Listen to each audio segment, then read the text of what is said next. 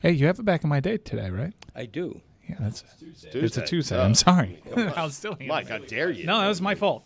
I forgot what day it was. We'll get to it in a second, and we will get to Billy's suggestion for saving baseball.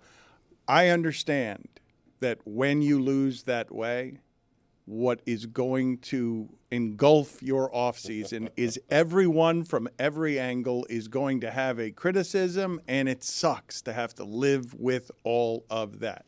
All I'm saying about the Ravens is the following. If I've been the best team in football all year, and what I need in the big game is for my MVP to play like the MVP and for my defense to do what it has done, I do not blame those coaches for choosing to trust the things that made them the best in the league, just like I don't blame Dan Campbell for doing the same thing in the last game that he did in all the other games and just simply believes in the idea that my guys are pretty good and I'm going to trust them. A coach buys himself plenty with his players when he does that, when he trusts them to simply be arrogant about, yes, on 4th and 3, I trust my offense. What do you have? I trust my guys to get the 3 yards. He's not consistent half to half, though, Dan Campbell. That's the problem. And, Dan, you also lose your players when you put them in a position to lose the game. Stugotz, it's not inconsistency that was Dan Campbell's problem in Dan, that he game. kicked a field goal at the end of the half to make it a 3-score game. But we went over this yesterday. That is different inside of the 5-yard line than it is in other situations, and he always goes for it. Like he's done it. It's not always. It's 20 of 24 times, but that's what he does. Like I just don't understand criticizing a coach for doing the same things that he did to get you to 12-5 or 13-3 or 14-3. Which is why the criticisms for the Ravens lands, because they totally changed up their identity for that game. And while Kansas City's defense is very good and took certain things away, it didn't take away the real engine that made that whole offense run the entire time. You mentioned the NFC Championship game, and I didn't get this taken yesterday, and I want to shoehorn it in before we get to Tuesdays back in my day. We mentioned that the Niners kind of got lucky in that game. You've outlined why. And it's finally the luck working out for them. When you think about how they've missed the Super Bowl previously, the injuries at the quarterback position, famously Brock Purdy snaps his elbow in that game against the Eagles. But also I thought back to when they had a really good team and they went on the road in the NFC Championship game against Matthew Stafford. They had the game won. An interception. Matthew Stafford totally changed his narrative because they dropped an interception in that game. So they get super unlucky there. They get super unlucky the following year, and they somehow back into the Super Bowl, having not played well at all for about a month. Kyle Shanahan has never come back from the point deficits that he's had to the last 2 weeks, and they haven't done so in impressive fashion. So I think you can actually say they've gotten lucky just as easily as you can say they've gotten unlucky in previous years. The back in my day is ready. It is. So too is Billy's saving baseball. Which would you go to if you were me here, Greg Cote? I would go to Billy. Wow, I'd go to Greg. Oh, wow. Standoff. That's why they pay you the big bucks. Oh, wow. It is time to take a trip down memory lane. Here's your guy, Greg Cote, with Back in My Day. Too many papers here. You weren't ready for it. Okay. Clotheslines. Where'd they go? Gone with the wind. Or rather, the gentle breeze that once caressed our washed garments to a state of sun-kissed dry. One of the indelible memories of my ute was the backyard at 1440 and what stood between the above-ground swimming pool and the lime trees. It was a clothesline, now a relic of the past, foreign to many or most except elders, but once a staple of how millions dried their clothing. Dad planted in cement 2 6-foot T-shaped steel poles about 15 or 18 feet apart with a pair of laminated thin steel cords strung taut from the tops. When not in use, dozens of wooden clothespins would stand sentry on the lines like crows on a wire, at the ready. When in use, clothes of all variety, from shirts to pantaloons and undergarments, along with towels and pillowcases, would hang pinned from the line, wafting in the breeze, drying by degrees. The clothesline was nature's clothes dryer, efficient, cost-free, and noise-free, but for the soothing riffle or soft snap of a bedsheet as a mild gust passed by. Nowadays, clothes are thrown into the behemoth maw of the electric dryer in the laundry room, your clothes in a sodden ball, a wet clump as the dryer lumbers to life. With great clatter and racket, the time-consuming dryer spends an hour banging and twisting and high-heating and, over time, shrinking your garments. It's textile torture. Meantime, the sun winks and the breeze tickles in the backyard where the clothesline once stood. Many condo associations and communities, no doubt taking bribe money from Big Dryer, have even banned backyard clotheslines as unsightly. But guess what? Big Dryer doesn't want you to know this, but hang on to your clothespins because the old backyard staple of Americana may be making a comeback. California passed a right to dry law, legalizing clotheslines again. More than a dozen other states, including Florida, remarkably, have overturned local bans on clotheslines as more and more folks embrace the natural way of life. The rally is overdue. Beyond the cost saving and the quiet, mechanical dryers emit greenhouse gas emissions and increase fabric wear and tear. The breeze doesn't. The clothesline also produces no static cling or cloying perfume from fabric softeners, and much less wrinkling as well. Make it a family project. Erect your own clothesline. The air fryer is all the rage. Why not the air dryer, the one waiting for you in the fresh air out back? I'm Greg Cote, and that's how it was back in my day. Yeah. Beautifully written. I was not aware that the clothesline was endangered. I thought there are many, many people all over, not just this country, but moreover the entire globe, that don't have the money or the electricity for dryers, and that this is still something that is being used all over the place. Right. Am I wrong about this? No, I think you're right globally, certainly in underserved countries and economically deprived countries, you're probably right. But in America, from when the dryer became invented and became popular in the 1940s and 50s, the clotheslines, like my backyard, as anecdotal, clotheslines, became out of vogue. I don't think in America, though, among people, I'm guessing I have this right. I certainly didn't think that it was illegal to have clotheslines in America. They're banned in some communities, Dan. Oh, for sure. Yes. But yes. it's because they're viewed as unsightly in communities that have money, I would assume. Like, not because I Correct. think you pay $700,000 for your condo. You don't want to see Greg Cote's underwear. But as of 2013, there were 19 different states that had passed laws forbidding bans on clotheslines. So Right. we're getting back. We're getting back. We're getting back. But if you put it on the poll, do you have a clothesline or do you use a dryer? I suspect it would be pretty lopsided. Do you use them? I did back in the day, Right. Sure. Put it on the Why poll, not please, now, though? Juju. Well, I don't have a good answer for that. You've succumbed to societal pressures. I'm picturing the look on my wife's face if I said, you know what, I want to get rid of our dryer. I want to build a clothesline in the backyard like Wild Bill Cote. What do you think her reaction would be? She would not be happy. On a sunny day, it takes about 4 hours for an article of clothing to dry. On a cloudy day, about 6 to 8 hours. Okay, what's your hurry? I mean, you could be done in 45 minutes. And what's your hurry? Big news for you, Greg. In 2011, Stephen Lake made a documentary about this huge controversy on clotheslines called Drying for Freedom. There you go. How about that? So I'm only 12 years behind the curve on this. I thought I was inventing all this. My neighbors still use a clothesline. Really? They're in their 80s. Okay. Good for them. It's nice. They go out there. I go out in the yard. The kids are playing in the yard. There they are, picking up their whites, picking up their reds, all that stuff. Yeah. Very then they go nice. out there, put some new stuff. When it gets cloudy out there, I look around. I'm like, oh, it's going to start raining. Should I go tell Nana that it's going to rain so that they bring in the clothes? I hope they don't get wet. You know what I mean? No, that's a factor. But the wood clothespins were replaced in time by the plastic clothespin. Oh, worst product. Yeah, worse. Worst I mean, product. you gotta go wood. 100%. You Always gotta go go wood. wood. Yeah. In fact, my house, Greg, I don't know if you know this. Well, why would you know this? But my house, when I bought it, it has a clothesline that's been set up, and it was used for, I don't know why, because there's a dryer. But I'll use it if I have to hose things down outside, or sometimes if I clean some towels or I clean some mats, some door rugs, stuff like that. have it air dry outside. Good for you, Billy. Yeah, but then it rains, and then I have to do the whole process again. That's the part. The darn rain, you know what I mean? But rain is cleansing as well, though. Yeah, but it also wets my dry rugs, and I have to dry them again. But then it's always sunny tomorrow. That's true. After every rain comes a rainbow. Zagak. Mm-hmm. Not true in any way. Which part? Which part? Just all of it. The rainbow. Oh, what a pessimist. Just every syllable that tumbled from your lips. All of them were wrong. I don't know about that. At Le Batard Show. You've seen a rainbow without rain? Please put it on the poll.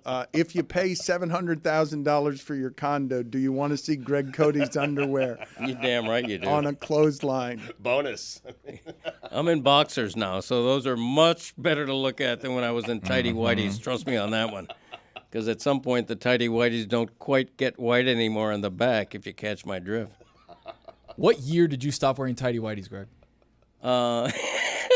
Everybody's look. What's the matter with you people? I'm trying to catch your drift. I don't understand what you meant. It's a drift better left uncaught, given what he's talking about. It's been a while. Just back away. Back away thinking? from the drift, everyone. They make underwear in all sorts of colors. You don't have to. I know, but back in the day, if you wore tighty whities, they were called tighty whitey for a reason. Mm-hmm. Yeah. You know. I understand, but if they you were prefer. tight. Back in Fruit of the Looms heyday. Oh, Fruit of the Loom. If you still prefer those tights as opposed to the boxer, and you don't want to catch that drift again, you can just opt for a different color. Yeah, no, we love the boxers. We like to breathe. You know what I mean? But you understand what Mike is saying. You can get brown tighty whities, essentially. Oh, yeah, right? yeah. But I'm Camouflage. past the tighty whities. Yeah, he Tidy doesn't do that anymore. brownies. Put it on the poll, please, Juju. Are the Fruit of Greg Cote's looms paint? Wow. I mean, just say what you Awful. meant. That was the drift that you were trying to get us to catch. Stop making it a drift. Okay, Stop making it a drift. I like It to be a doesn't little need less be a direct. drift. No, but you were that direct. little We all something knew to what you were nuance, doing Dan. there. No, Yeah, we you gotta knew what leave you something were to the We knew imagination. what you were doing there. Liar!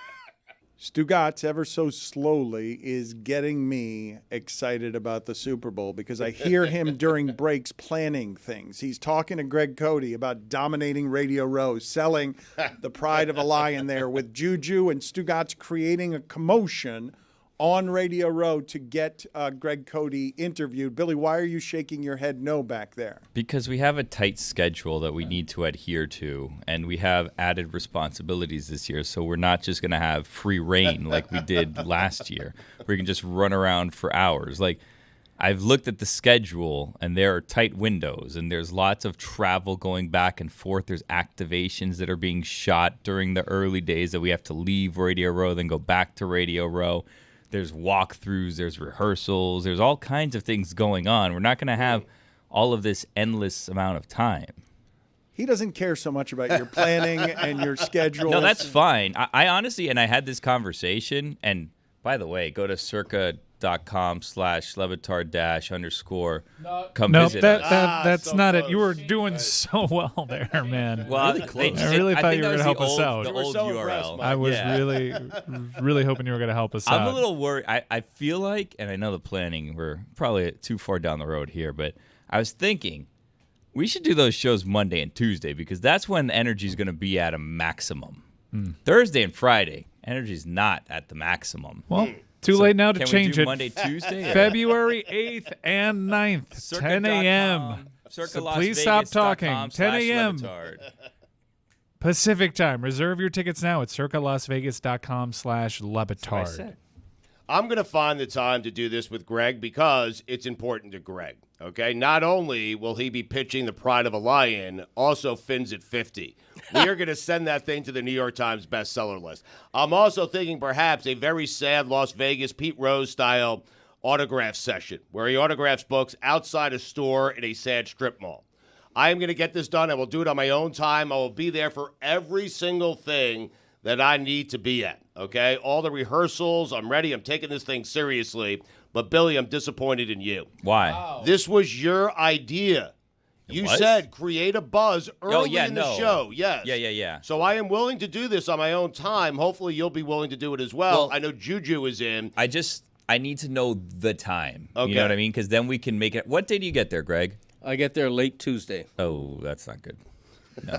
How's that seance going that you guys are planning with Don Shula? How's all that going? Because you guys talk about a lot of stuff and then do next to nothing. That's falsehoods. That's not true. How's the seance going? We reached out to a witch. What do you want me to do? Yeah, that I was don't the have same the answer ability. I got last time I don't have the ability to speak to dead people. I need to talk to people that can, and they're not my employees. I can't just make them talk to me. Things are happening. I'm trying to make it happen, but I have employees, and I can't make them talk to me. I don't know why you think having the employees, like I have employees. I want a seance. Make the seance happen, please. Please make me stop asking for the seance. It's a good idea.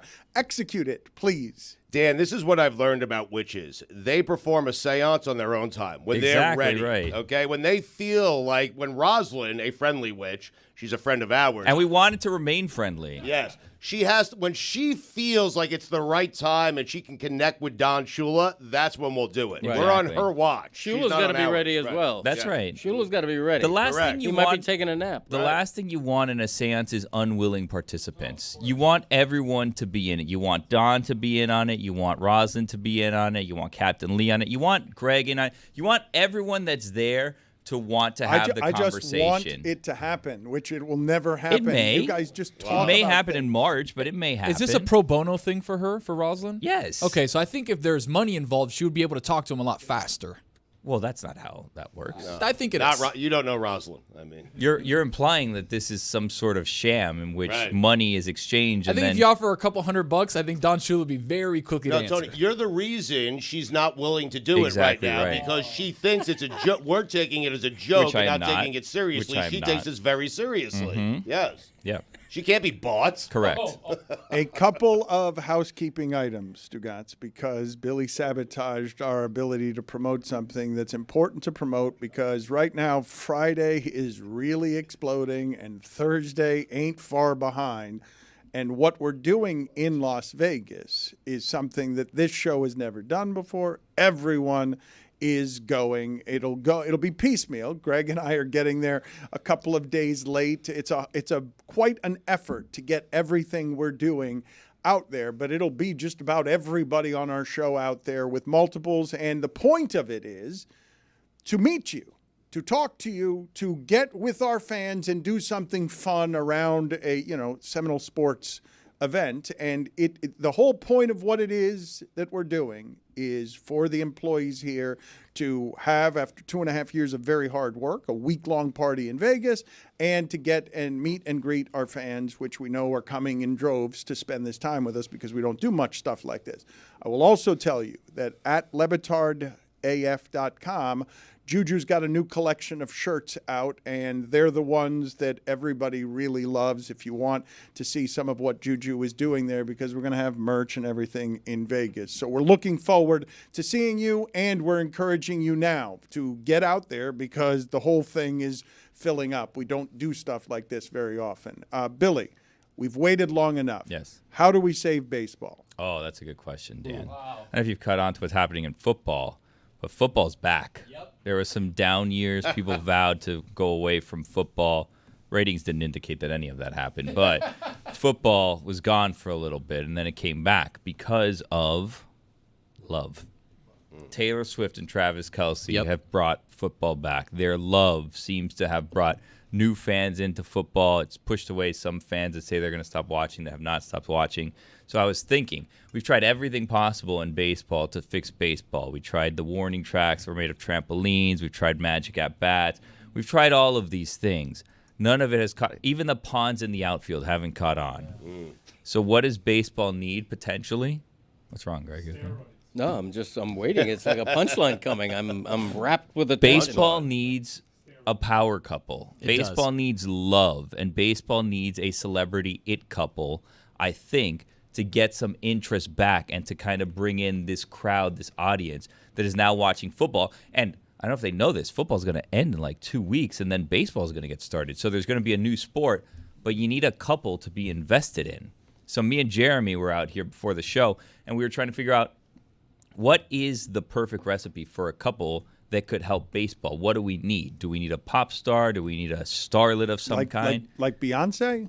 Well, Beyonce's she's married, married. so that would be It's a little difficult. Yeah. Scandal. You can throw Yeah, some I mean scandal in. that's the part that would be nice is if we can get a scandal wrapped up in this as well, then you can really get the ball rolling and get some eyeballs on the game. We were close. Cole Tucker, the minor leaguer who didn't really work out as a prospect, he, I believe, is married now to Vanessa Hudgens. Yeah, but Vanessa she's also Hudgens. kind of B-list star at this point, and so that one didn't really hit the way that we needed to. So we're trying to figure out who is the pop star that can date a baseball player. I think Bryce Harper trying to steal Taylor Swift away from Travis Kelce would be the plan. He's also married. He's married.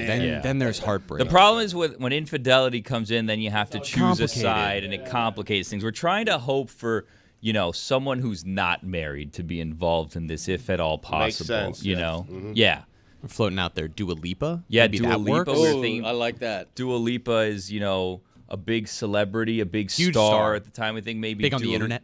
Greg. If I were Taylor Swift, I would lease myself out to needy leagues. No. No. Look at here. no. Okay, it's a money-making venture for her. Hear This me is out. going Nothing against sex opposite workers, of how I but- hoped it would. Yeah. No, I She needs know money, yeah. I know she doesn't need the money, but if she did, imagine she makes a phone call to Rob Manfred. We were I'm just going to trying do set up for a joke where baseball Elton John was dating a what player. you did It was all we wanted. It was for a long way to get there, football. but we were on our way. That's what I'm going to say if I'm Taylor Instead, Swift. This is what's going on. Yeah. I'm dating Juan Soto.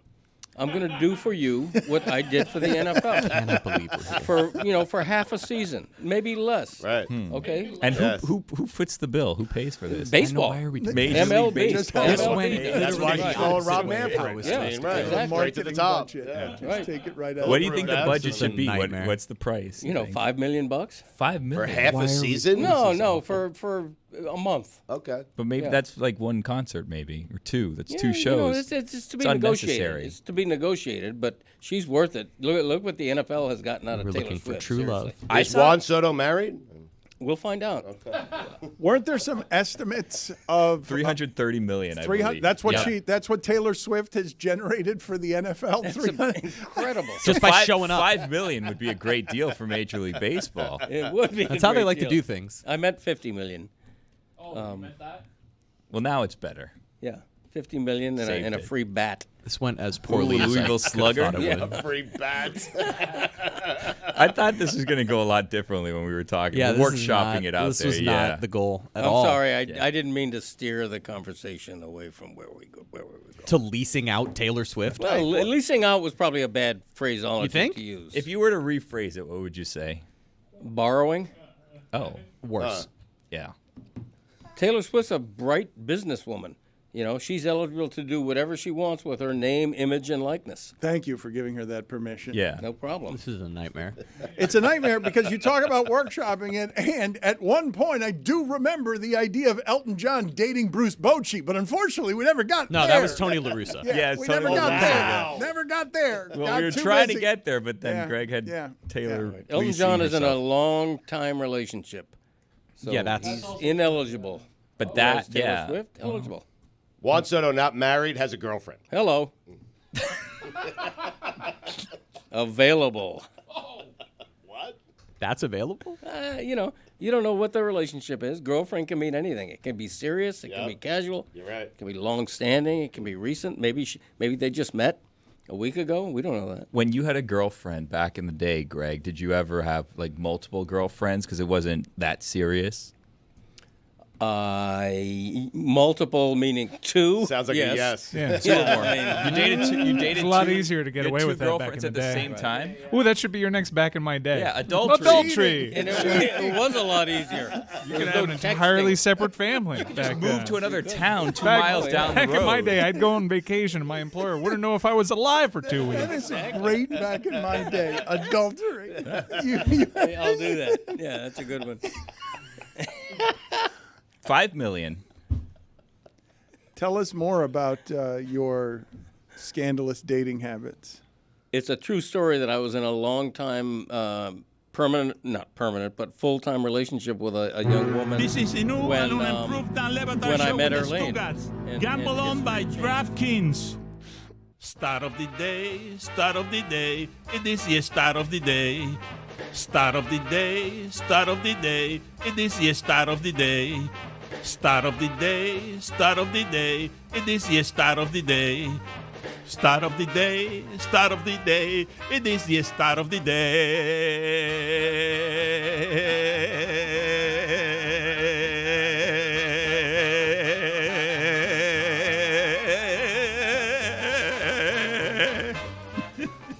Today's remarkable stat of the day is brought to you by Venmo and PayPal. This one comes courtesy of Josh Dubow of the Associated Press. With the 49ers and Chiefs having no Alabama players on their active roster, a remarkable streak will continue. No player who finished college at Alabama, that's important, no player who finished college at Alabama has scored a point in the Super Bowl. Players from 143 other colleges, ranging from the Coast Guard, which has the fewest with 1 point, to Miami with 84, the most, have scored in the Super Bowl. No members of the Crimson Tide, despite their dominance, have scored in the Super Bowl. No graduating members. Correct. Like Jalen Hurts would have been eligible, but he finished as a Sooner. But who graduates these days? Not even graduating. Right. Your college career ended while you were at Alabama. Finished your college career at declare Alabama. for the draft while you were in Alabama. That's shocking. That's like one of the most surprising stats of the day we've had in a really long time. The only reason I don't find it shocking is because Alabama's players are too good to complete school. They go out to the pros early. There are plenty. No, It's you're not not completing understanding. school. It's finishing their college career at Alabama. Yeah. They just finishing had to, the their last college team career. they played They don't on have to was graduate. Alabama. They can declare as early. a junior, and Okay. you haven't. Anyone who's finished their career at People who didn't transfer away from Alabama. you could leave college early. I said to this join part the was NFL. important. Yeah. So, let's say you finished as a junior and you went to the NFL. Right. But you finished your career at Alabama. So Tua, not Jalen Hurts. None of those players have scored a point in the Super Bowl since whatever. Well, the number Jalen was. Hurts has, Ever. but he finished his college didn't career finish at Oklahoma. Correct. at He went to Oklahoma, Oklahoma. not Alabama. Yeah. Right. Got it. My bad. Thank you for the clarification. No player that picks his head up on Sunday Night Football and says, so-and-so left guard, Alabama, Crimson Tide, they've never scored a point. I appreciate all of the clarifications. Another clarification from earlier in the show that I have to make. The caricature that Greg Cote is objecting to, he smeared the name earlier of Angel Resto while trying to compliment him but saying his fees are exorbitant. Angel Resto has since texted me, I never received payment from Greg Cote for anything that I made for him. I mean, lower the fees. I mean, perhaps you'll get a payment. The Stugotz is strong in you, Greg Cote, complaining about fees you did not pay. Angel, I'm talking to you directly right now. Liar! No, I think I paid him. I think. I believe. I'm going to get my staff on it. Right. My staff is on it. They're checking into it as soon as I alert them. And so we're going to rectify this situation, Angel. Well, you just called him a liar, Right. and how does a You think you paid him. rectification Yes. happen? Well, pardon me. $5. You owed $5 from before. it's You owe 10 total. $10 now. Choked up. To be accused of not paying a bill Right. is ridiculous. I was late on my Comley, the racehorse bill once and got a nasty letter from Team Valor. But this is worse because Angel did a great job on my logo. Even we're thinking of redesigning.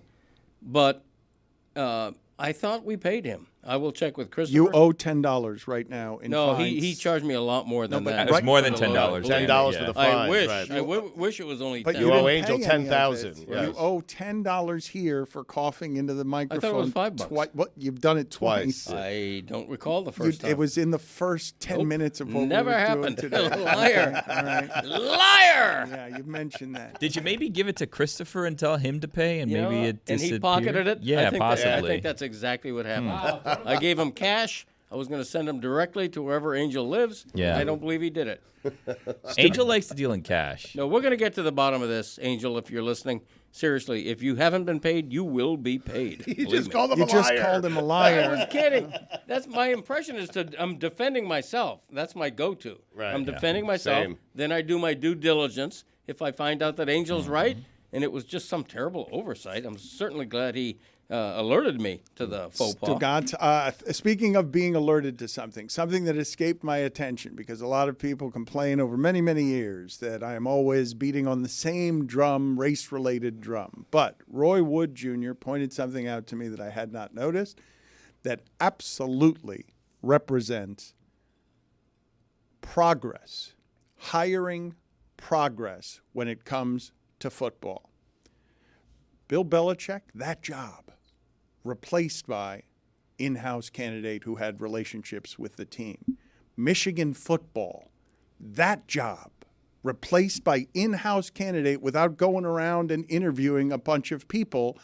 But the greatest sign of progress, those are two pretty good ones, Stugotz. Yes. To go from Harbaugh and Belichick to you're not outsourcing a bunch of different interviews. You're just hiring a guy that you know because you have the relationships with him, and it's a black guy, and that does represent progress, but not as much as this. The Atlanta Falcons said no to Bill Belichick and hired a dude named Raheem.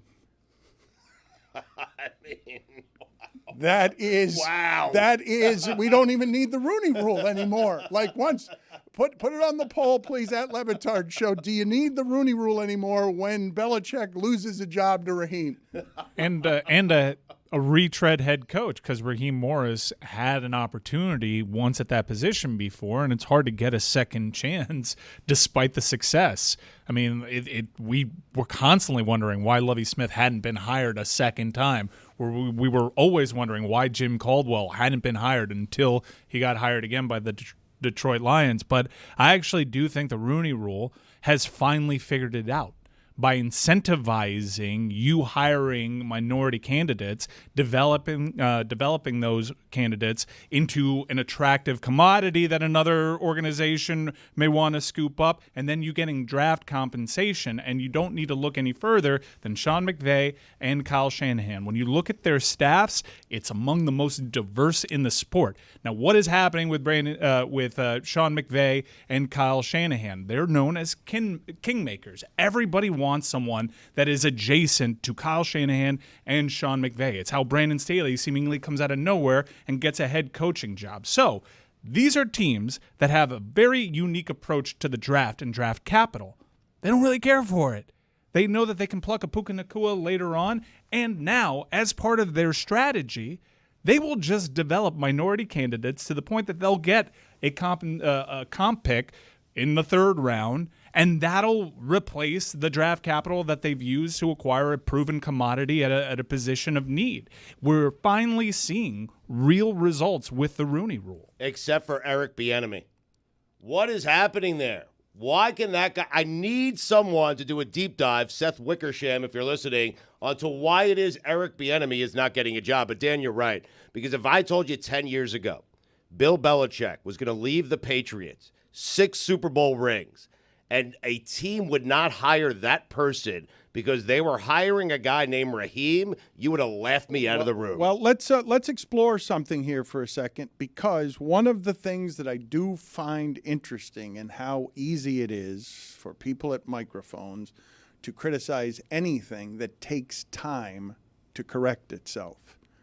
I think of the Knicks now, because a lot of people were complaining about the changes that they made.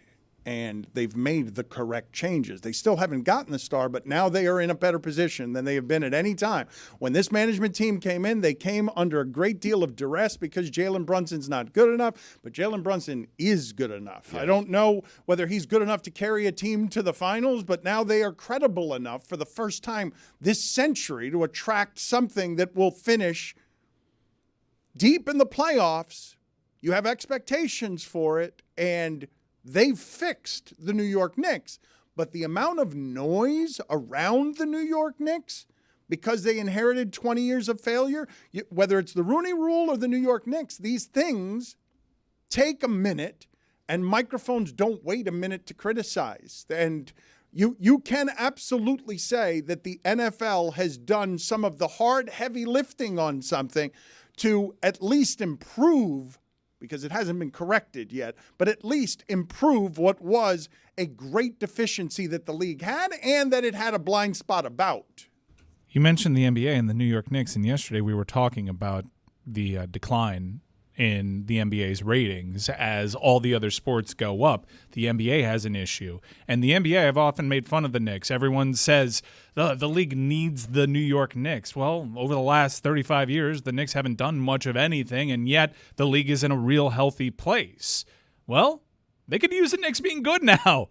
That could actually be a nice shot in the arm. So the timing might work out for this league. But you remember how loud it was, right? When when everyone took over, the Knicks were selling their soul to get in the agent business, because the agents are the power brokers, and the way they were going to fix this is by getting the free agents finally, because they have a bunch of brokers who have relationships, real relationships with players.